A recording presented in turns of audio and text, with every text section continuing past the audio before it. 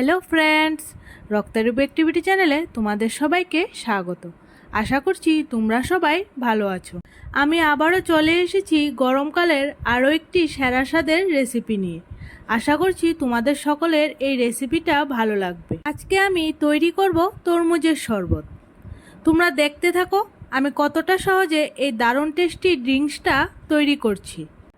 এই তরমুজের শরবত বানানোর জন্য সবার প্রথমেই আমি এখানে একটা বড় সাইজের তরমুজের অর্ধেকটা তরমুজ ছোট ছোট টুকরো করে কেটে নিয়েছি। আর কাটার সময় কিন্তু দানাগুলিও ছাড়িয়ে নিয়েছি।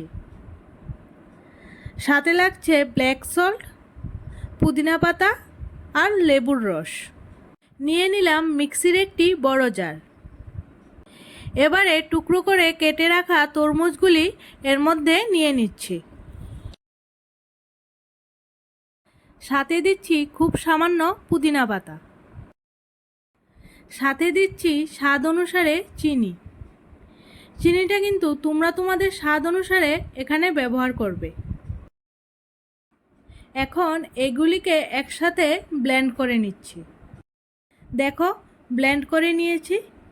এবারে একটি ছাঁকনির সাহায্যে এটাকে ছেঁকে নেব।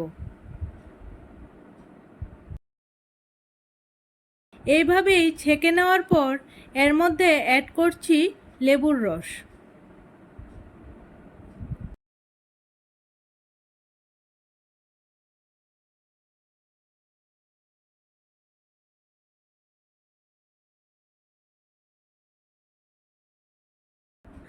আর এই জুসটাকে আরও টেস্টি বানানোর জন্য এর মধ্যে দিয়ে দিলাম ব্ল্যাক সল্ট।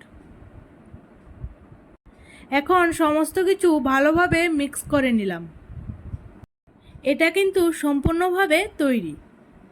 এখন এই জুসটাকে তোমরা ফ্রিজে রেখে ঠান্ডা করেও সার্ভ করতে পারো। তবে আমি এটাকে ফ্রিজে রাখছি না, সাথে সাথেই সার্ভ করছি। তার জন্য দুটো গ্লাস নিয়ে তাতে কিছু আইস কিউব দিয়ে দিলাম। এখন জুসটা ঢেলে দিচ্ছি।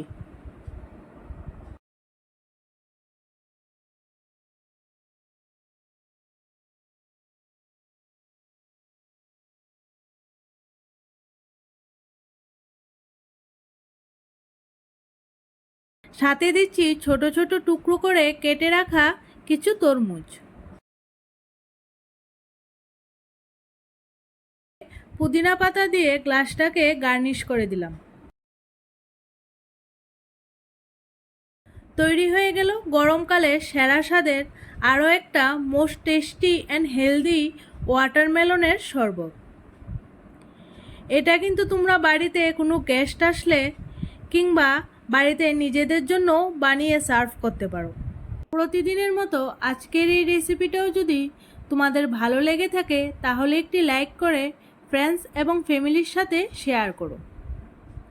আর এরকম ইজি রেসিপির আপডেট পেতে আমার চ্যানেলটিকে সাবস্ক্রাইব করে রেখো। তবে বন্ধুরা, তোমাদের সাথে আবারও দেখা হচ্ছে নতুন একটি রেসিপির সাথে।